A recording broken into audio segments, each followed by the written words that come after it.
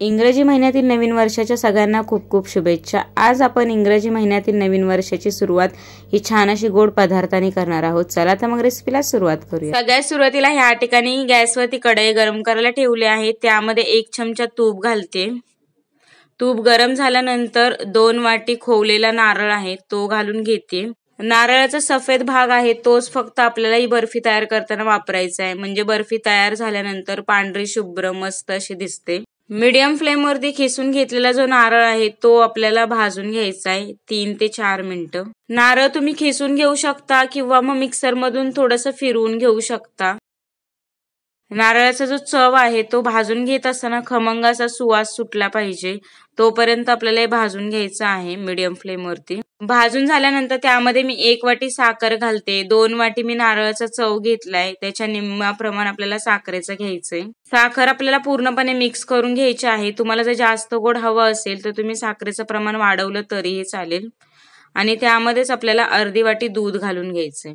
हे संपूर्ण मिश्रण पुन्हा एकदा मिक्स करून घ्यायचंय आणि गॅसची फ्लेम ही मीडियमच ठेवायची, हाय फ्लेम करायची नाही।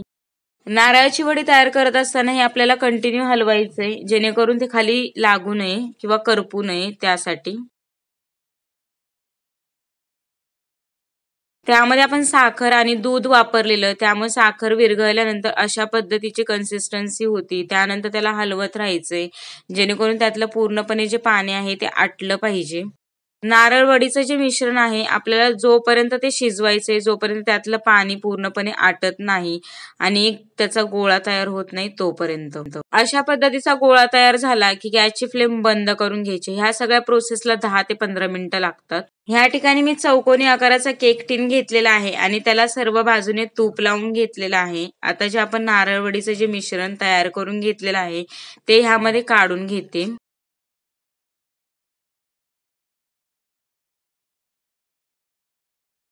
मिश्रण काढून झाल्यानंतर स्पॅच्युलाने सर्व बाजूने हे पसरवून घ्यायचं आहे। आजचा व्हिडिओ आपल्याला आवडला असेल तर पटकन आपल्या चॅनलला सबस्क्राईब करा आणि बाजूला जी बेल आयकॉन दिसेल त्यालाही क्लिक करा, जेणेकरून तुम्हाला माझ्या सर्व रेसिपीजचे नोटिफिकेशन सगळ्यात अगोदर मिळेल।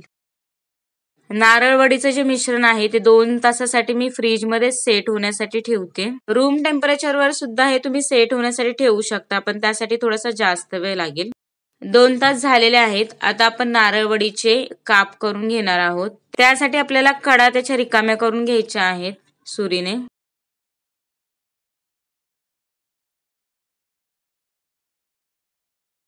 नारळवडीला त्यानंतर तुम्ही हव्या त्या शेप मध्ये कापून घेऊ शकता।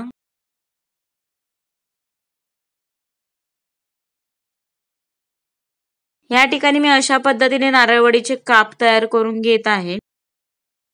सगळ्या वड्या आपल्या कापून तयार झालेल्या आहेत। नारळवडी जर व्यवस्थित अशी सेट झालेली असेल तर ती लगेचच निघते। वाव, मस्तच आपली नारळवडी व्यवस्थित अशी सेट झालेली आहे आणि दिसतानाही खूप छान दिसते आणि खायला तर ती भन्नाटच लागते। ह्या ठिकाणी मी सगळ्या नारळवड्या काढून घेते।